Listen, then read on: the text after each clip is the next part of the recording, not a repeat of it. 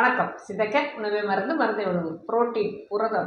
புரதத்துக்கு தமிழ் வார்த்தையில் உள்ள முதல் அர்த்தம் முதன்மையானது. நம்ம உடலுக்கு தேவையான சத்துக்களில் முக்கியமானது, முதன்மையானது இந்த புரத சத்து.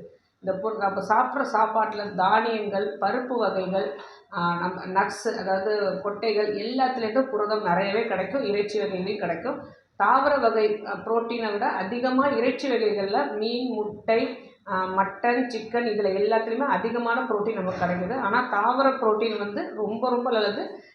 நான்வெஜ் புரோட்டீன், அதாவது இறைச்சியில் கிடைக்கிற புரோட்டீனும் ரொம்ப நல்லது. ஆனால் அது எவ்வளோ சேர்த்துக்கிறோங்கிறத பொறுத்து இருக்குது. வளரும் குழந்தைகள் 2 வகை புரோட்டீன்களும் நிறையவே சாப்பிடணும். ஏன்னா அவங்க உடல் வளர்ச்சிக்கு, தசை வளர்ச்சிக்கு இந்த புரோட்டீன் ரொம்ப முக்கியமானது.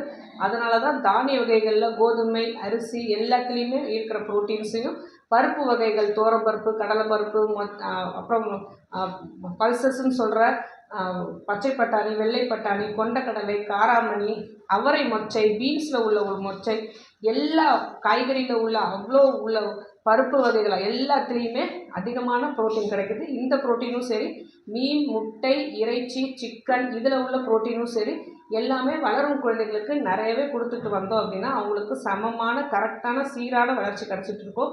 இதே ஜிம் போகிற பசங்களும் சரி, பெண்களும் சரி, ஆண்களும் சரி, அதிகமான புரோட்டீன் பவுடரை யூஸ் பண்ண அதில் நிறைய பல விஷயங்கள் சேர்றதால அவங்களுக்கு நிறைய கிட்னி பிரச்சனை சீக்கிரம் வரத்துக்கு சான்சஸ் இருக்குது. ஆனால் இயற்கை புரோட்டீனாக இந்த தாவர புரோட்டீனும் சரி, இறைச்சியில் வர புரோட்டீனும் சரி, நான்வெஜ்ஜில் வர புரோட்டீனும் சரி, இவங்க அதை சீராகவே எடுத்துகிட்டு வந்தாங்க அப்படின்னா அவங்களுக்கு மற்ற எந்த சைடு எஃபெக்ட்ஸ், அதாவது கெடுதலான சைடு எஃபெக்ட்ஸ் எதுவுமே வராது.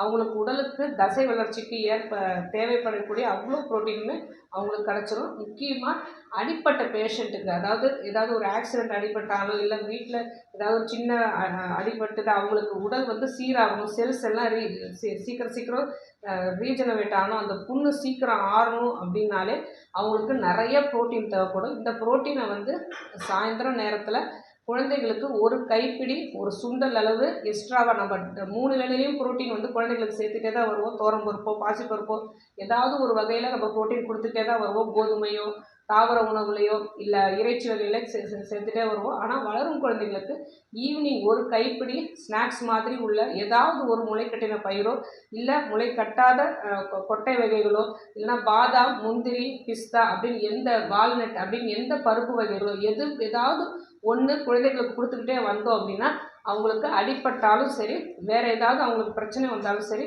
தசை அவங்களுக்கு சீரான வளர்ச்சி கிடைக்கும் உடம்புக்கு. அதே மாதிரி செல்ஸ் எல்லாம் அவங்களுக்கு ரீஜெனரேட் ஆகி வளர்சிதை மாற்றம் நிறைய இல்லாமல் நல்லாவே அதிகமான செல்ஸ் உருவாகி அவங்களுக்கு நல்ல வளர்ச்சி கிடைக்கும் சீராக. இதே வயதானவர்கள் புரோட்டீன் சாப்பிடலாமா அப்படின்னா அவங்க ஒரு சித்த மருத்துவரோட ஆலோசனைப்படி எந்த அளவு புரோட்டீன் சாப்பிடணும் அப்படிங்கிறத பார்த்து தான் சாப்பிட்ணும். நிறைய ஒபிசிட்டி வரத்துக்கு இந்த புரோட்டீன் ஒரு காரணமாக இருக்குது. அதனால் தேவையான புரோட்டீன் மட்டும்தான் எடுத்துக்க வேண்டி வரும்.